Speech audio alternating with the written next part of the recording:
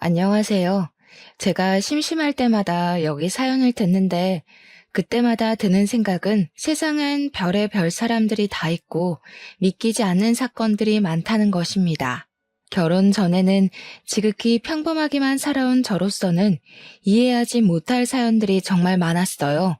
그러나 최근에 저에게도 기가 막히고 코가 막힐 만한 사연이 하나 있어서 조심스럽게 저의 이야기를 한번 해볼까 합니다. 저는 경기도에 거주하는 30대 기혼 여성입니다. 어린 시절 저의 집은 정말 화목했습니다. 부모님은 제 앞에서 한 번도 큰 소리로 싸우지 않으셨어요. 가족끼리 문제가 생기면 항상 대화로 해결하셨고, 어린 저의 의견도 무시하지 않고 항상 존중해 주셨습니다. 이렇게 부모님의 사랑을 듬뿍 받고 자라서인지 저는 마음속에 그늘 하나 없이 성적이 우수하고 교우 관계도 좋은 즐거운 학창 시절을 보냈어요. 고등학교 졸업 후 수도권 4년제 대학교에 입학하였습니다. 대학교에서는 고등학교 때만큼 좋은 성적은 얻지 못했지만 활발한 동아리 활동과 봉사활동, 해외여행 등으로 다양한 경험을 쌓았어요. 이러한 경험이 자양분이 되어 꽤 좋은 중견기업에 초봉치고는 꽤 높은 연봉을 받고 입사를 하게 되었답니다. 회사 생활은 학교 생활과는 너무 달랐어요. 저는 제가 긍정적이고 뭐든 잘할 수 있는 사람이라고 생각했는데 생각보다 저는 너무 작고 여린 사람이더군요. 제가 입사한 지 3달이 되었을 때 어이없는 실수로 팀장님한테 크게 혼이 났었어요. 저 자신도 제 실수가 용납되지 않아서 자존감이 바닥을 치고 있는데 같은 부서의 남자 대리님이 오늘 퇴근 후 저에게 저녁을 사겠다고 하시더라고요. 대리님은 저와 같은 대학교 출신이었는데 거래처에서 스카우트 제의가 많이 있을 만큼 일을 잘하시는 분이었어요. 그날 퇴근 후 대리님과 함께 곱창집을 갔어요. 그곳에서 대리님은 제게 맥주를 한 잔 건네주면서 대리님 본인의 신입사원 시절 때 이야기를 해주었습니다. 지금은 일을 잘하시는 대리님도 신입사원 때 저 못지않게 팀장님께 정말 많이 혼이 났더군요. 그 이야기를 들으니 저만 엄청 못하는 것은 아니라는 생각에 안심도 되고 혼났다고 주눅만 들 것이 아니라 그 과정에서 열심히 배워야겠다는 생각이 들었답니다. 그날 후로 저는 대리님의 옆에서 많은 것을 배울 수 있었어요. 그리고 우리는 친해져서 평일이 아닌 주말에도 종종 연락해서 사적인 대화도 많이 나눴습니다. 점점 연락을 주고받는 횟수가 많아지고 회사 밖에서 개인적으로 만나는 시간이 늘어나면서 대리님이 점점 궁금해졌어요. 대리님 역시 그런 제가 싫지는 않았는지 저의 연락이나 만남을 피하지 않았고 그러다가 자연스럽게 연인 관계로 발전을 하게 되었습니다. 그 뒤로 우리의 사이는 점점 더 깊어져서 지금은 이도진 대리님이 아닌 제 남편 이도진이 되었답니다. 제 남편은 결혼 전 저와는 완전히 다른 삶을 살았어요.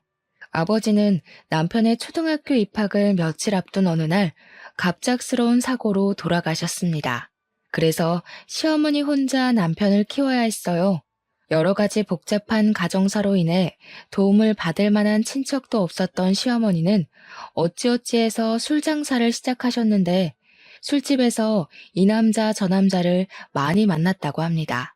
시어머니는 남자들을 만나고 장사를 하느라 어린 남편은 항상 뒷전이었어요. 남편은 소풍 때 싸는 도시락도 시어머니가 아닌 술집 이모들이 챙겨주었고 학부모 참관 수업 때도 시어머니가 아닌 술집 이모들이 오셨다고 해요. 그 밖에 학교 행사로 부모님들이 오셔야 하는 날이면 화려하고 반짝이는 옷을 입은 술집 이모들이 오셔서 남편은 정말 부끄러웠다고 합니다.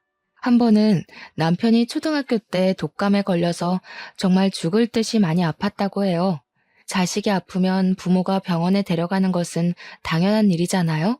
하지만 그때도 시어머니는 술을 먹고 남자 만나느라 바빠서 술집 이모들이 병원에 데리고 가서 주사 맞히고 약도 먹여주었대요. 이뿐만이 아니라 시어머니는 이제 10살밖에 되지 않은 남편에게 내가 너 때문에 시집을 못 간다고 하며 구박하고 때렸다고 합니다. 그러다가 중고등학교가 되어 혼자서도 잘 다닐 수 있는 나이가 되었을 때부터는 아예 시어머니가 남편에 관한 관심을 끄고 살았대요. 하루는 이런 집이 너무 싫어서 친구네 집에서 외박하고 왔는데 시어머니는 남편이 집에 없는 줄도 몰랐다고 하더라고요. 이렇게 남편은 어머니의 사랑을 하나도 받지 못하고 자랐지만 그래도 나쁜 길로 새지 않고 똑부러지게 잘 자랐어요. 고등학교를 졸업 후 대학교 갈 때도 자신의 성적보다 낮춰서 전액 장학금을 받고 입학했답니다. 대학교에서도 생활비 한 푼 주지 않아서 식당, 주유소, 과외 등 모든 분야의 아르바이트를 했다고 해요.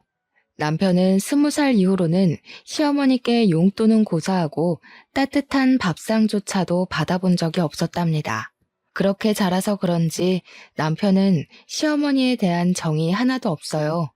남편과 어머니는 서로 연락도 잘하지 않고 남남처럼 지냈습니다. 그래서 저는 남들이 흔히 말하는 시부모로 인한 스트레스는 모르고 살았어요. 그저 저와 남편 둘이서만 아주 행복한 신혼생활을 보냈죠. 다만 한 가지 문제점이 있다면 우리 둘 다 아기를 빨리 가지고 싶었는데 임신이 잘 되지 않았습니다.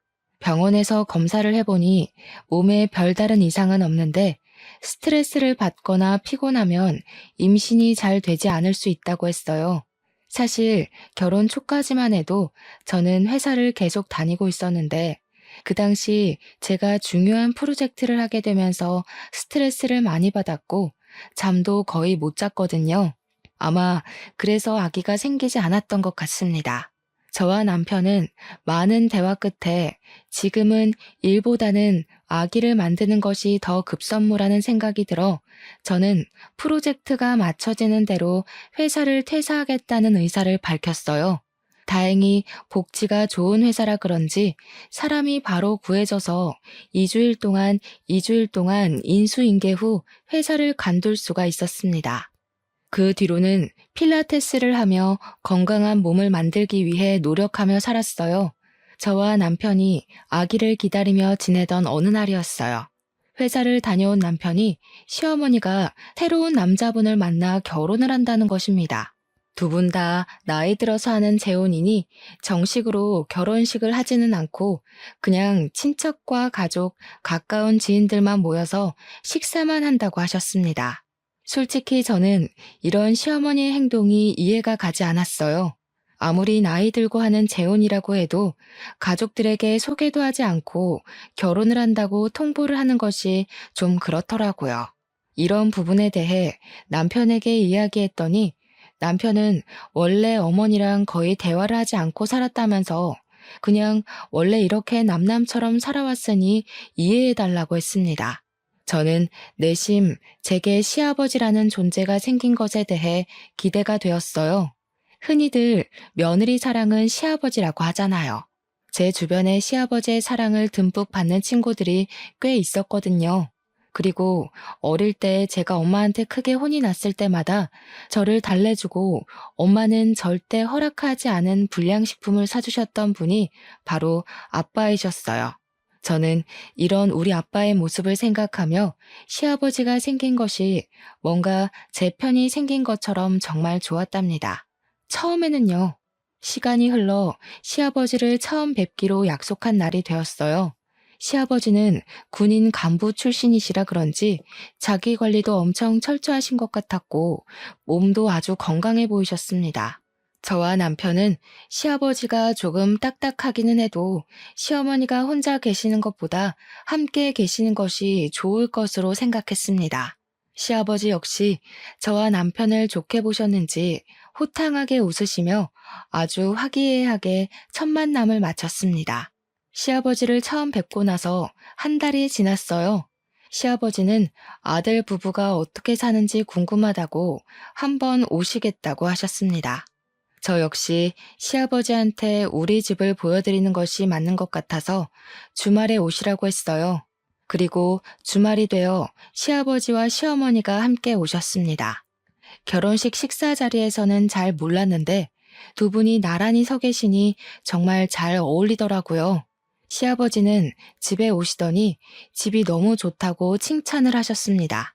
사실 이 집은 결혼하기 전에 제 아빠가 로또에 당첨이 돼서 그 당첨금으로 장만해줬던 집이었어요.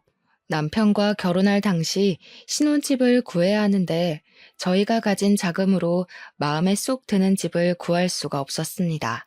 시어머니는 절대 지원을 해주지 않겠다고 하시고 친정 부모님께 도움을 받으려면 받을 수도 있었지만 저희는 우리의 힘으로 시작을 해보고 싶었어요. 그래서 그냥 제가 살던 집을 리모델링하고 이곳에서 신혼을 시작했죠. 지금 이 집이 회사 친정과도 가깝고 대형마트, 병원은 물론 각종 편의시설도 다 주변에 있어서 위치상으로는 최적이었거든요. 아파트가 구축인 것이 단점이라면 단점이지만 내부를 다 뜯어고치니 새집 같았습니다. 게다가 방은 3개나 되고 화장실도 2개나 있고 여름에는 시원하고 겨울에는 따뜻하답니다. 시아버지는 시어머니가 정기적으로 다니는 병원과도 가깝고 맡으며 뭐가 다 있다면서 너무 좋다고 칭찬을 계속하셨습니다. 저는 시아버지와 대화를 나누다가 점심시간이 되어 식사 준비를 했어요.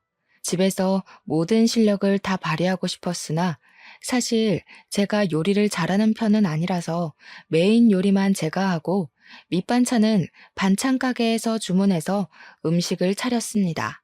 시아버지는 제 상을 보더니 며느리 밥상을 다 받아봐서 좋다면서 이거를 다 제가 준비한 거냐고 물으셨어요. 저는 솔직하게 밑반찬만 반찬 가게에서 샀다고 말씀드렸습니다. 그럼 시애비를 처음 보는 자리인데 직접 음식을 만든 게 아니라 반찬 가게에서 주문해서 한 거야? 직접 한 것도 아니고 조금 실망이구나. 다음부터는 음식 직접 하도록 해라. 아니다. 아까 오는 길에 보니까 이 앞에 요리학원 있던데 내가 등록해 줄 테니 가서 음식 좀 배워. 요새는 집에서 밥 많이 안 먹어서 차라리 반찬 가게에서 사는 게 더 비용도 저렴하고 이득이에요. 그리고 이 사람도 집에서 이것저것 하고 있어서 요리 배울 시간 없습니다. 시아버지는 제게 실망한 표정을 지으며 요리를 잘하지 못하면 배우라고 하셨어요. 남편은 요리학원에 다닐 시간 없다고 이야기해 주었지만 저는 솔직히 요리에 관심은 있는데 손맛이 없어서 한번 배워보고는 싶었습니다. 그래서 시아버지한테 요리를 배워볼 테니 요리학원을 등록해달라고 했어요. 지금 생각해보면 그때 괜히 이런 말을 해서는 안 되는 거였는데 눈치가 없던 저는 요리학원을 등록해주신 시아버지께 너무 감사하며 이런 게 바로 며느리 사랑이라고만 생각했었네요. 그리고 며칠이 지났어요. 요리학원을 마치고 집에 가는데 시아버지가 저한테 전화해서는 자신에게 아들과 며느리가 생겼으니 함께 정을 나누며 살고 싶다고 하셨습니다. 솔직히 남편이 시어머니와 돈독한 정이 있는 것도 아니고 시아버지는 이제 막 안 사이인데 같이 살면 얼마나 불편하겠어요. 게다가 저는 아기를 준비한다고 집에서 쉬고 있는데 만약에 같이 살면 저는 시부모님과 하루 24시간 내내 붙어 있어야 했습니다. 우리 부모님도 아니고 시부모님과 온종일 같이 있을 생각하니 정말 생각만 해도 숨이 턱턱 막히더라고요. 일단 남편과 이야기를 해보겠다고 하고 전화를 끊었습니다. 그리고 그날 저녁 퇴근한 남편에게 시아버지가 같이 살고 싶다고 하시는데 남편은 어떻게 생각하는지 물어봤어요. 남편 역시 저와 같은 말을 하더라고요. 우리는 시부모님과 절대 같이 살지 못한다고 하고 시아버지는 그 뒤로도 종종 우리와 같이 살고 싶다고 하셨습니다. 하루는 주말에 남편과 집에 있는데 시아버지한테 전화가 왔어요. 지금 접촉사고가 나서 병원에 입원해 있다는 것이 아니겠어요? 우리는 깜짝 놀라 시아버지가 알려주신 병원으로 달려갔습니다. 그런데 시아버지와 시어머니는 병원복만 입었지 아주 잘 걸어 다니시고 멀쩡해 보이셨어요. 상황을 들어보니 경차가 뒤에서 살짝 박았는데 지금은 아픈 것은 없지만 교통사고 후유증이 있을 수도 있어서 이참에 검사를 다 해보겠다고 입원해 계셨던 것이었습니다. 저와 남편은 큰 사고가 아니라서 정말 다행으로 생각했어요. 그리고 주말이 지나 월요일이 되었습니다. 남편은 출근하고 저는 혹시나 하는 마음에 시부모님이 입원해 계시는 병원에 갔어요. 병원에 도착하니 부모님은 각종 검사를 하고 계셨는데 아주 건강하셨고 그냥 근육이 놀란 정도라서 별일 없으면 일주일 후에 퇴원해도 되겠다고 했어요.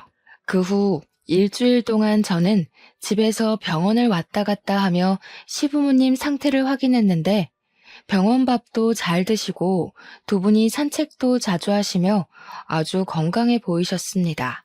다행히 별탈 없이 일주일 후에 두 분은 퇴원했고 그날이 주말이라 남편과 저는 시부모님을 모시고 일단 우리 집에 왔습니다. 그런데 시아버지가 노인네 둘이서만 집에 있으면 언제 또 어떻게 아플지 모르니 이 집에서 당분간 있겠다고 하시는 게 아니겠어요?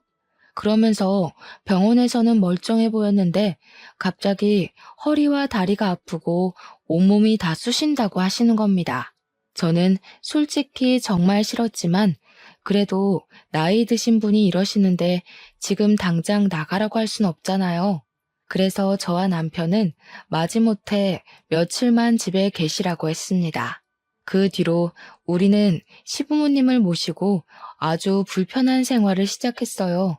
시아버지는 오랜 세월 군인 간부로 생활해서인지 직접 하는 것보다는 명령하는 것이 익숙하시고 뭐든 칼같이 해야 했습니다. 일단 매일 6시면 TV와 온 집안에 불을 켜며 가족들을 모두 다 기상시켰어요. 삼시세끼 식사는 기본이고 식사 때마다 새 밥에 새 반찬에 각 끓인 국이 필요했습니다. 솔직히 저 혼자 있으면 그냥 대충 라면이나 비빔면을 먹을 수도 있었지만 시부모님이 계시니 그러지 못하겠더라고요. 제가 너무 힘들어서 반찬 가게에서 사오기라도 하는 날에는 시아버지 본인이 요리학원도 등록해줬는데 아직도 음식을 못하냐면서 불호령이 떨어졌어요. 간이 조금이라도 맞지 않으면 짜다, 싱겁다는 이유로 다시 음식을 해오라고 하셨습니다. 저는 그 덕에 밥을 제때 함께 먹을 수가 없었답니다. 그리고 평소에도 물을 드시고 싶으면 직접 부엌에 가서 물을 드시면 되잖아요. 시아버지는 꼭 물을 가져오라고 시키셨습니다. 하루는 너무 짜증이 나서 제가 못 들은 척하고 그냥 있었거든요. 그랬더니 정말 5분이든 10분이든 끝까지 떠오라고 하셨습니다. 또 엄청 깔끔을 엄청 떨어서 매일 청소를 하지 않으면 난리가 났어요. 게다가 일주일에 한 번씩은 흰 장갑 끼고 냉장고 위나 서랍장 뒤를 훑으셨는데 그때 먼지가 나오면 잔소리 폭탄이 떨어졌습니다. 이런 먼지를 누가 다 먹냐며 우리가 생활하면서 다 먹는 거라고 하시면서요. 그리고 뭔가 성질이 날 때는 꼭 거실 서랍을 한 번씩 다 뒤집어서 정리를 시키셨습니다. 신발과 수건도 무조건 정확한 각오로 정리되어 있어야 했죠.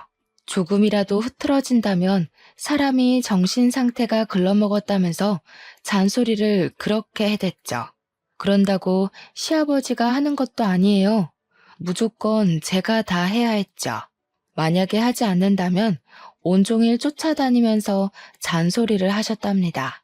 이런 생활이 너무 답답해서 남편이 출근과 동시에 집을 나가려고도 했고 회사를 다시 구하려고 했지만 갓 결혼하고 임신 준비 중인 저를 채용하려는 회사가 없더라고요. 그런다고 매번 나가 있자니 돈도 돈이었고 마땅히 갈 곳도 없었습니다. 친정에 가 있을까도 생각했지만 매일 가면 부모님이 걱정하실까봐 그러지도 못했네요. 그리고 시아버지는 밤 10시가 되면 주무셔야 한다고 불을 꺼버렸습니다. 근데 밤 10시 이후에 재밌는 TV 프로그램이 정말 많잖아요. 그래서 남편과 제가 같이 TV를 보고 있으면 시아버지는 저희한테 성질을 엄청 내셨습니다. 하루는 너무 화가 난 남편이 이제 몸 괜찮아지셨으면 이 집에서 나가라고 했어요. 그랬더니 아들과 같이 있고 싶다며 시아버지와 시어머니가 우리 몰래 자신들이 살던 집을 팔아버렸다고 갈 곳이 없다는 거예요.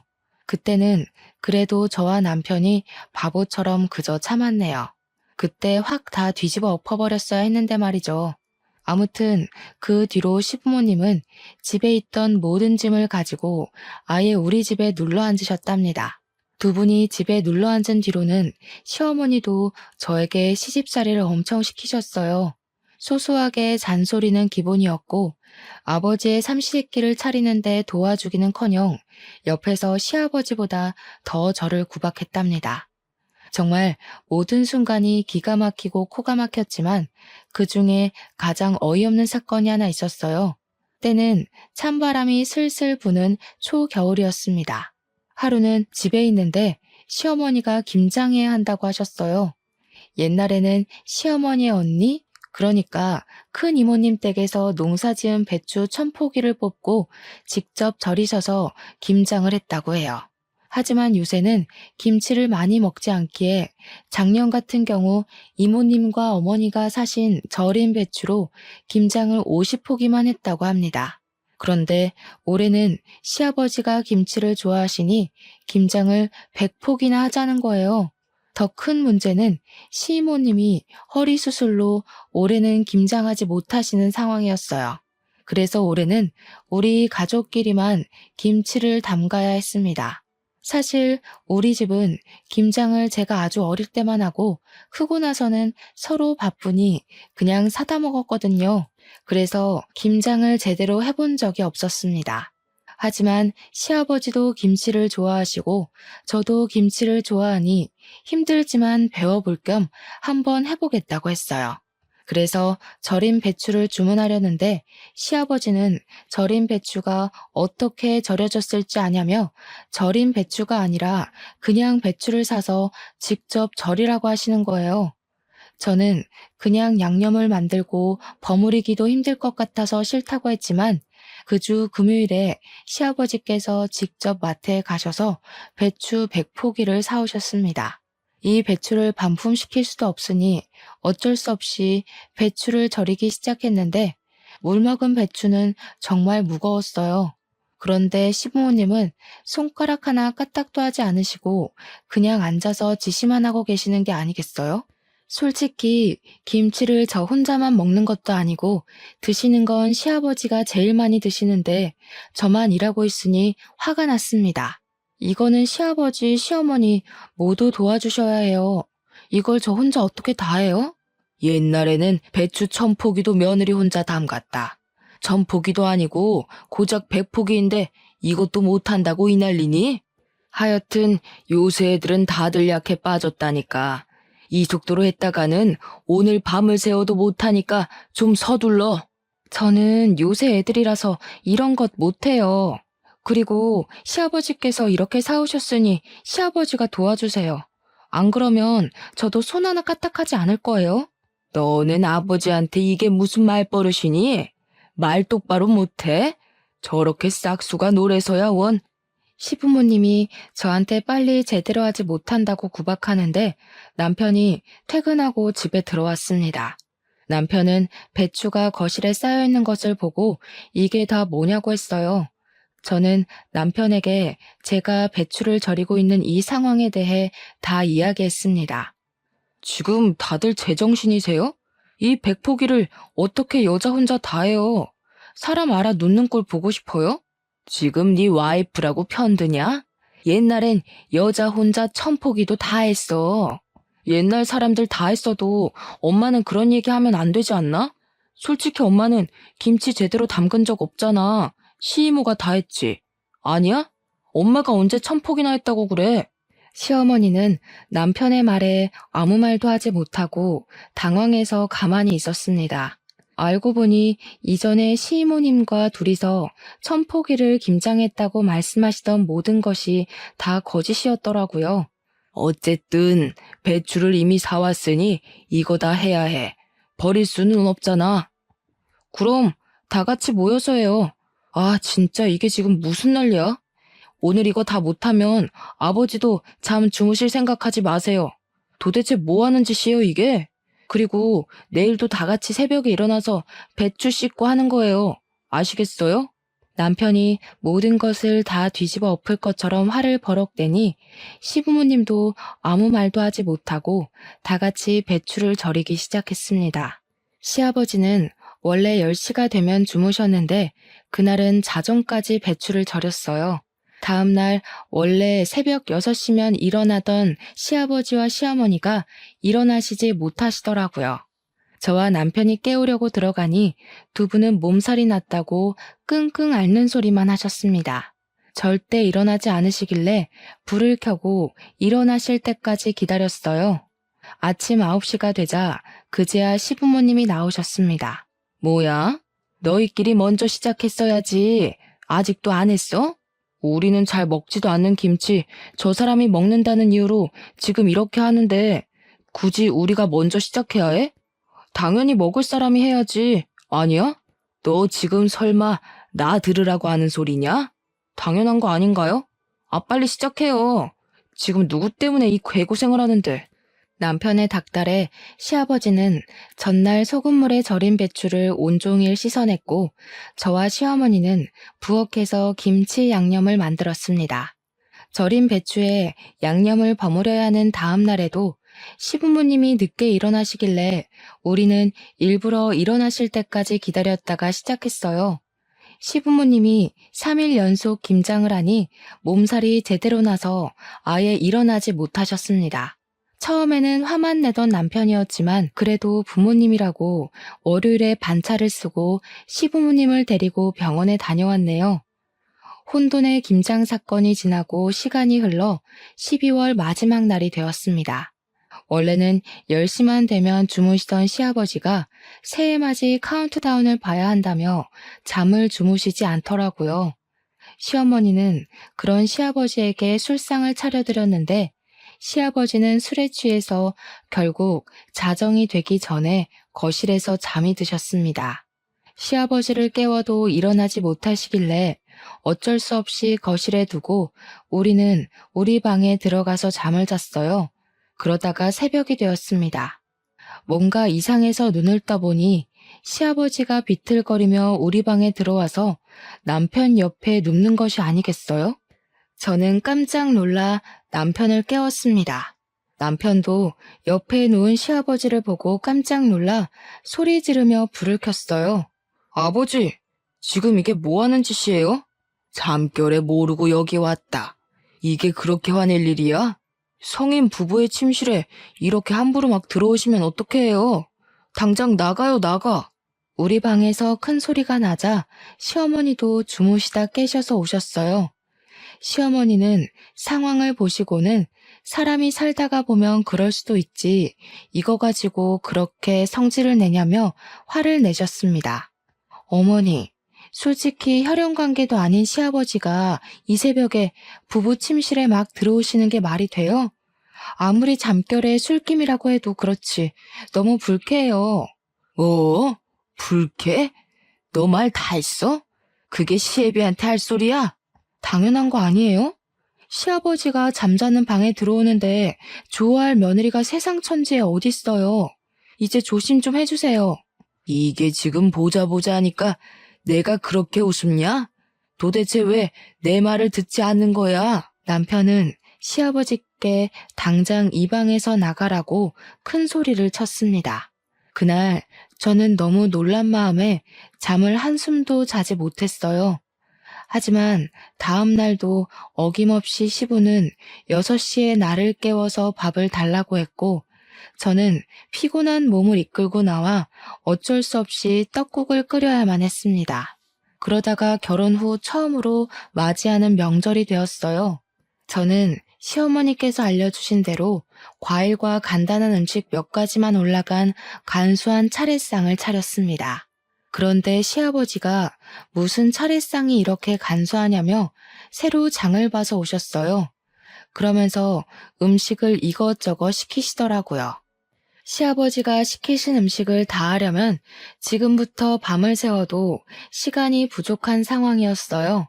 제가 이것은 오늘 내로 절대 하지 못한다고 말씀드리니 시아버지는 밤을 새워서라도 다 해놓으라고 하셨습니다. 그래서 그럼 제가 도와달라고 하니 시어머니는 어른이니까 쉬라고 하시고 남편은 남자니까 음식을 하면 안 된다고 하셨어요. 그래서 저를 도와줄 사람이 아무도 없으니 혼자서 다 하라는 게 아니겠어요? 시아버지 억지에 남편이 성질나서 남편이 시아버지에게 따지고 결국 남편과 시아버지는 또 싸웠습니다. 그리고 저는 싸우는 둘을 말리느라 음식을 하지 못했고 결국 다음날 원래 시댁에서 하던 대로 간소한 차례상을 차리게 되었습니다. 시아버지는 차례상을 가만히 보고 있다가 마음에 들지 않는다며 차례상을 엎어버리셨어요. 시어머니는 그런 시아버지 옆에서 비위 맞추며 다음부터는 며느리 교육 똑바로 해서 성대한 차례상을 만들겠다고 하더라고요. 그런 시아버지, 시어머니를 본 남편은 화가 잔뜩 나서 저를 데리고 그냥 나왔습니다.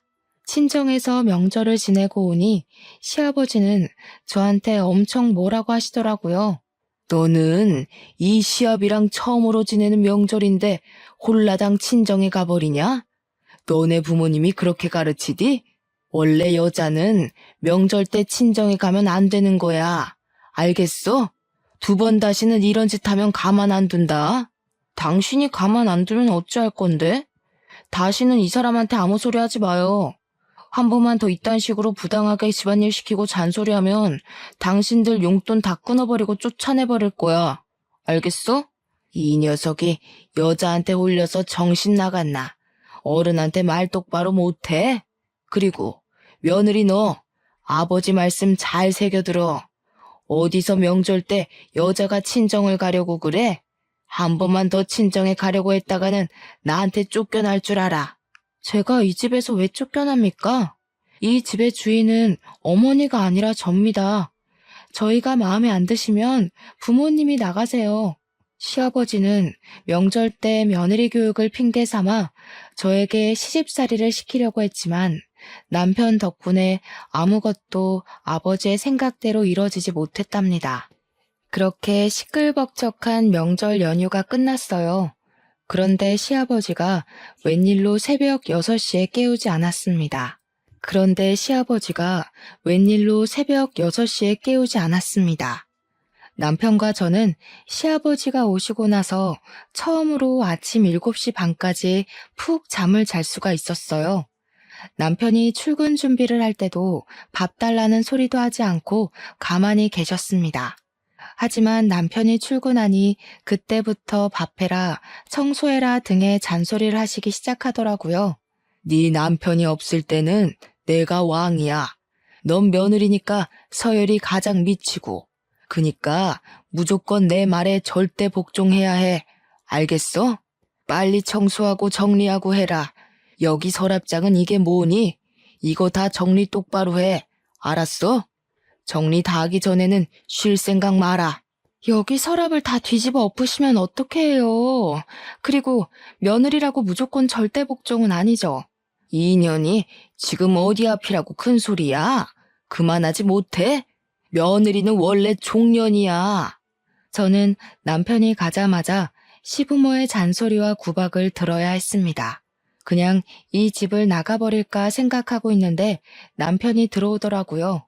내가 이러고 있을 줄 알았어. 근처에 볼 일 있어서 잠깐 들렸는데 역시나군요. 여보, 이 사람들 말 듣지 말고 방에서 할 말 있어. 잠깐만 와봐. 야, 이 사람들이라니. 그게 애미한테 할 소리야? 저게 여자 잘못 만나서 홀려서 정신을 못 차려요. 남편은 저를 방으로 끌고 들어갔습니다. 그러더니 남편은 우리 집 근처 신도시에 청약을 넣었는데 당첨이 돼서 조만간에 이사 가야 한다고 하는 거예요. 저는 설마 시부모님과 함께 가야 하냐고 물었어요. 남편은 당연히 그러지 않을 것이고 우리 둘이서만 가겠다고 하더라고요. 하지만 시부모님은 절대 나갈 생각이 없는데 어떻게 할 것이냐고 했더니 남편은 다 자기에게 계획이 있다고 하며 일단 청약 당첨된 것을 절대 이야기하지 말라고 했습니다.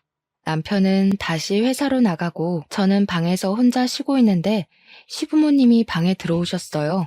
아까 둘이서 무슨 얘기를 그리 소곤소곤 했냐길래 저는 남편이 시킨 대로 아무 말도 하지 않았습니다.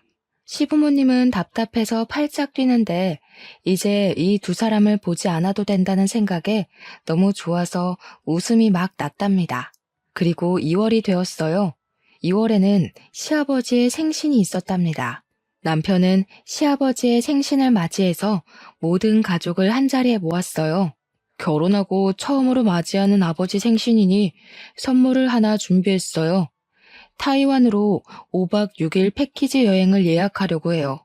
저는 회사에 나가야 해서 우리는 한국에 있을 테니 두 분만 신혼여행이라 생각하시고 다녀오세요. 그래도 우리 결혼하고 첫 생일인데 며느리 생일상은 받아봐야 하지 않겠니? 그니까 내 생일은 지나고 날짜 정해라. 무슨 생일상 안 받으면 난리 나세요? 그놈의 밥 타령은? 이놈아, 한국인은 밥심으로 살아. 그리고 어머니 첫 생일인데 당연히 며느리 손으로 직접 끓인 미역국이 있는 생일상을 받아야 하지 않겠니? 나는 생일에 구절판, 갈비찜, 잡채는 꼭 있어야 한다. 알겠지? 결국 여행 날짜는 시아버지의 생신 이후로 잡았습니다. 시아버지의 생신날 마음 같아서는 미역국만 달랑 해드리고 싶었으나 남편이 그래도 첫 생일이니 해드리라고 하며 저에게 고생이 많다고 현금 100만 원을 주었어요. 저는 그런 남편의 마음이 참 고마웠습니다. 그리고 생신날 새벽부터 일어나서 구절판 갈비찜 잡채에 미역국을 했어요. 솔직히 이 정도도 진수성찬이라고 생각했는데 시아버지는 자기가 말한 것만 딱 차렸다며 뭐라고 하셨습니다. 저는 새벽부터 일어나서 준비했는데 제 노력은 알아주지도 않고 오히려 부족하다고 타박하니 정말 기분이 좋지 않았어요. 그래도 시아버지의 생신인 좋은 날인데 그런 날을 망치고 싶지 않아서 그냥 꾹 참았네요. 그리고 일주일이 지났습니다. 이날은 시부모님의 여행날이었고 시부모님은 아주 신이 나셔서 공항으로 떠났습니다. 우리는 두 분이 떠나자마자 바로 포장이사를 불러 그 집을 떠나 청약 당첨된 신도시로 이사를 가버렸답니다. 그리고 원래 살던 집에는 새로운 주인이 왔어요. 며칠 동안 이삿짐을 정리하며 정신없이 보냈습니다. 그리고 시간이 흘러 시부모님이 여행을 마치고 돌아오기로 한 날 저와 남편이 함께 집에 있는데 시아버지한테 전화가 왔어요. 야, 지금 너네 이게 뭐 하는 짓이야? 우리 여행을 보내고 집을 팔아버려? 죄송하지만 이제는 그쪽하고는 더는 같이 못 살겠네요. 솔직히 제가 그쪽의 진짜 며느리는 아니잖아요.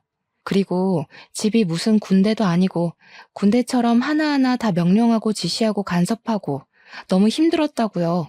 그런다고 어른들을 여행 보내놓고 감히 니들끼리 이사를 가? 너네 지금 어디야? 당장 못 와? 제가 오죽하면 이러겠어요, 오죽하면.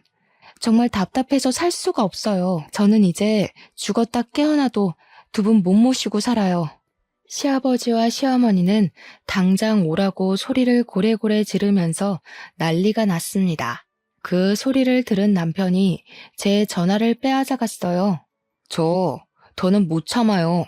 엄마는 저 어릴 때부터 그놈의 남자의 술에 빠져서 날 쳐다보지도 않고 나이 먹고 결혼한 사람은 자기가 왕이라도 되는 양 이래라 저래라 간섭하면서 제멋대로 행동하고 그게 지금 어른들한테 할 소리야? 내가 너 그렇게 가르쳤어? 이게 여우 같은 년한테 홀려서는 전현 저거 나중엔 내 아들 간 빼먹는 거 아닌지 몰라? 말 가려서 해. 그리고 엄마가 날 언제 가르치기나 했어? 남자한테 빠져서 이 남자 저 남자 만나느라 바빴잖아. 그쪽들 짐은 이삿짐 센터에 맡겨놨으니까 알아서 찾아가세요. 이제 전화 끊습니다. 남편은 전화 그렇게 끊어버리고 시아버지 시어머니 번호를 차단해버렸습니다. 그리고 다음 날, 그날은 토요일이었어요. 남편이 잠깐 마트에 가고 집에 저 혼자 있는데 누가 문을 3개 두드리더라고요. 보니까 시부모님이 어떻게 알고 우리 집에 오신 거예요. 시아버지는 여기에서 사는 거 다 안다며 나오라고 소리를 치셨는데 하도 시끄럽게 하셔서 어쩔 수 없이 일단 문을 열었습니다. 문을 열자마자 시부모님이 집에 막 들어오시더라고요. 야, 너네는 어른에 대한 공경 예의 따위는 몰라? 어떻게 사람들이 그래? 아버님이야말로 너무하신 거 아니에요? 막말로 늦은 나이에 아들과 며느리를 얻었으면 어른답게 행동을 하셔야죠.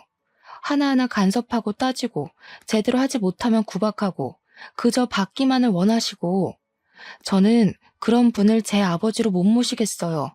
이 인연이 말하는 꼬락서니 좀 봐. 뚫린 입이라고 막 뺐네. 이게 지금 네 시아버지한테 할 소리니? 뭘 잘했다고 큰 소리야? 솔직히 이분이 정말 제 시아버지세요? 아니잖아요. 그저 어머니의 남편일 뿐이지 제 시아버지는 아니라고요. 그리고 어머니도 너무하세요. 그동안 제가 시아버지한테 구박당하고 매일 집안일 할 동안 어머니는 뭐 하셨어요? 옆에서 그저 시부 말 잘 들어라. 며느리는 이래야 한다. 그러는 어머니는 며느리 시절 때 그렇게 하셨나요? 내가 시부모님과 한창 싸우고 있는데 남편이 마트에서 돌아왔습니다. 남편은 집에 계신 시부모님을 보고 깜짝 놀라며 이 집은 어떻게 하셨냐고 물었습니다. 썩을 놈, 어떻게 어른들을 그렇게 내쫓을 생각을 해? 당연히 아들이면 모시고 살아야지. 나는 뭐 핏줄도 아니니 그렇다 치고 네 엄마는 잘 모셔야 하지 않겠어? 널 그래도 이 정도로 키워놨는데 말이야. 저는 솔직히 말해서 엄마 손에서 크지 않았어요. 저는 술집 이모들 손에 컸지 엄마의 도움, 보살핌 한 번 받은 적 없다고요. 제가 아팠을 때 병원에 데려간 사람도 엄마가 아니라 술집 이모들이었어요. 오히려 맨날 엄마는 어린 저한테 너 때문에 새로 시집 못 간다고 구박하고 이유 없이 때렸다고요. 그런 엄마를 내가 지금 꼭 모셔야 해요? 난 못해. 다들 이 집에서 나가요. 엄마가 죽든 말든 난 신경을 안 쓸 테니까 다시는 찾아오지 마요. 한 번만 더 오면 그대로 해외로 떠버릴 테니까 그렇게 아세요. 남편은 자신이 그동안 속에 있던 말을 다 쏟아내고 시아버지, 시어머니를 그 집에서 쫓아내버렸습니다. 그 뒤로 1달 정도가 지났습니다. 모르는 번호로 전화가 오길래 택배인가 싶어서 받았는데 시어머니더라고요. 너 이 시애비 비위 맞추기 왜 이렇게 힘드니? 내가 이 나이 먹고 셔츠 다리고 매번 다른 반찬 하는데 죽을 맛이다. 젊을 때도 하지 않던 시집살이를 남편한테 하고 있단다. 어머니, 제가 시부모님과 함께 살 때 제가 했던 것들이네요. 어차피 어머님이 선택한 남자 아닌가요? 제가 그때 힘들게 집안일 해드렸던 거 잊으셨어요? 얘야, 제발 살려다오. 진짜 내가 이런 남자였으면 만나지도 않았을 거다. 이 나이에 아들한테도 안 해준 반찬을 만들려고 시장을 몇 번씩이나 왔다 갔다 하는 것인지 안 그래도 안 좋은 허리가 굽게 생겼다. 그건 제 알 바 아니고요. 더 징징대시면 남편한테 다 말할 거예요. 그리고 어머님, 번호 바꾸셨어요? 이 번호 모르는 번호라서 받았는데 이제 이 번호도 차단할 거니까 그렇게 하세요. 물론 남편한테 시어머니한테 전화가 왔던 것은 이야기하지 않았어요. 남편이 저보다 시어머니를 더 싫어해서 제가 전화 받은 것을 알면 난리가 날 것이 분명했거든요. 그렇게 시부모님과 우리의 연이 완전히 끝났답니다. 다른 현명한 분들은 저보다 더 좋은 방법으로 지혜롭게 힘든 상황을 대처해 나가시겠지만 저는 시부모님과 연을 끊는 것이 제일 나은 방법이었습니다. 부디 저희 부부의 선택에 대해 비난은 하지 말아주세요. 그리고 지금 이전에 그렇게 노력해도 생기지 않던 아이가 드디어 생겼어요. 임신 초기라서 스트레스 받으면 절대 안 된다는 의사 선생님의 말씀에 남편이 얼마나 잘해주는지요. 제가 시부모 복은 없어도 남편 복은 확실히 있나 봅니다. 요즘 저와 남편은 뱃속의 아기가 누구를 닮았을지 상상하며 행복한 나날들을 살고 있답니다. 남편은 자신은 비록 부모의 사랑을 받지 못했지만 아기에게는 제대로 된 사랑을 주고 싶다며 육아 공부를 아주 열심히 하고 있어요. 저 역시 부모님께서 제게 아낌없이 주신 사랑을 그대로 아기에게 물려주는 좋은 엄마가 되고 싶네요. 저의 기가 막히고 코가 막힌 사연은 여기까지입니다. 기나긴 이야기 들어주셔서 감사합니다.